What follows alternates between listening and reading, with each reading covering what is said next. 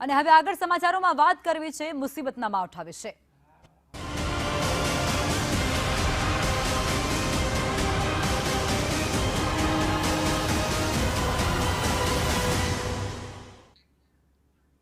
ભર ઉનાળે ગુજરાત પર આકાશી આફત વરસી છે।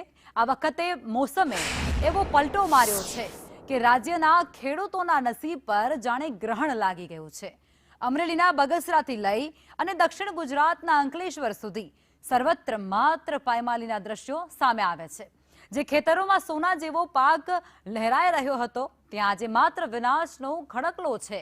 બગસરામાં ખેતરો પાણીથી તરબોળ થઈ ગયા છે તો સાયલામાં સફેદ સોનું ગણાતો કપાસ એ પલળીને કાદવ થઈ ગયો છે। સૌથી વધુ નુકસાન બાગાયતી ખેતીને થયું છે। અંકલેશ્વર અને તળાજા પંથકમાં મિની વાવાઝોડાએ કેરીનો કચ્ચર ઘાણ કરી નાખ્યો છે।